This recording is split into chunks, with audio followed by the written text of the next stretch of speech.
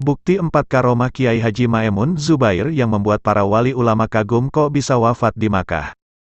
Assalamualaikum warahmatullahi wabarakatuh. Kiai Haji Maimun Zubair atau kerap disapa Mbah Mun adalah seorang ulama harismatik Indonesia yang sangat alim dan diakui dunia banyak para ulama seperti Habib Lutfi bin Yahya, Kiai Haji Mustafa Bisri dan banyak ulama lainnya yang mengakui bahwa Mbah Mun adalah wahyu Allah yang memiliki banyak sekali karomah, bahkan tak sedikit orang-orang yang dekat dengan jauh pernah menyaksikan langsung karomah beliau. Keistimewaan inilah yang diberikan Allah Subhanahu wa Ta'ala kepada beliau karena kesolehan dan ketaatan beliau kepada Allah Subhanahu wa Ta'ala. Sebanyak 1000 santri dari berbagai daerah yang berguru kepada beliau di pesantren Al-Anwar Sarang Rembang. Berkah keistimewaan inilah Allah Subhanahu wa Ta'ala memberikan kedudukan mulia kepada Mbah Mun, yaitu diwafatkan di kota suci Mekah pada saat sedang menunaikan ibadah haji. Beliau dimakamkan di pemakaman Mala berdampingan dengan makam orang-orang soleh, para ulama, bahkan alur benabi seperti ibu Nabi Muhammad Siti Aminah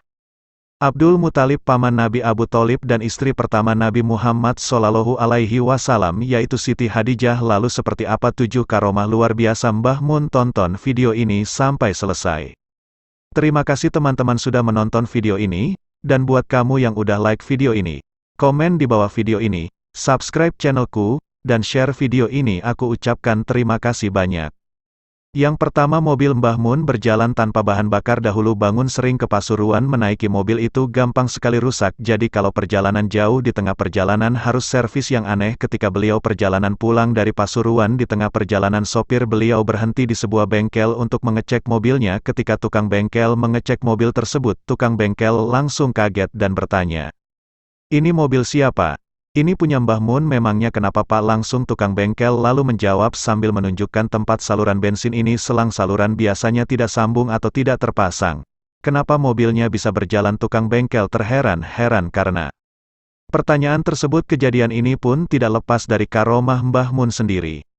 Yang kedua, menghentikan hujan lebat pada saat mengisi pengajian Maulid di Kudus, yang memberikan tausiah kepada para hadirin yang datang. Dalam situasi asyiknya para jamaah mengikuti pengajian Maulid itu, tiba-tiba tidak disangka hujan turun begitu lebat, membuat para hadirin berlayar mencari tempat yang aman dari guton hujan. Saking derasnya hujan, panitia pun mempersilakan Bangun untuk transit masuk ke dalam rumah. Hujan pun bertambah deras. Hal ini membuat panitia kebingungan. Bagaimana cara memuliakan Bangun yang mulai terkena percikan air hujan? Di tengah kepanikan panitia dan para hadirin, Bangun pun berdoa kepada Allah Subhanahu wa Ta'ala agar hujan segera tiba-tiba. Tidak disangka tak lama kemudian hujan deras itu berhenti. Yang ketika bertemu Nabi Khidir alaihi salam dahulu. Bangun ketika nyantri di pesantren Lirboyo, Kediri, Jawa Timur, karena ditemuin ABCD sekitar jam 11 siang seperti ada suara memanggil. Ternyata suara itu datang dari kuburan dekat Pondok Izakaya Kali. Ternyata di kuburan itu ada Nabi Khidir, pakaiannya seperti petani pakai kaping. Nabi Khidir kepada Mbah Mun, "Kamu cinta sama saya juga cinta sama kamu. Bisa main kuis ya Allah nantinya." Setelah tahu begitu, nah biar kita mendoakan Bangun. Lama sekali dan sama berdoa dan diamini oleh Bangun muda Nabi Khidir kemudian menghilang. Bangun pun juga akhirnya balik ke pondok lagi. Bangsa ini ternyata diketahui Kiai Mahrus Ali. Setelah pertemuan itu, Mbak Muda langsung terlihat sosok santri muda yang sangat alim. Bangun udah juga akhirnya mengaku kepada Kiai Ma'ruf seperti hal-hal yang baru saja dialaminya.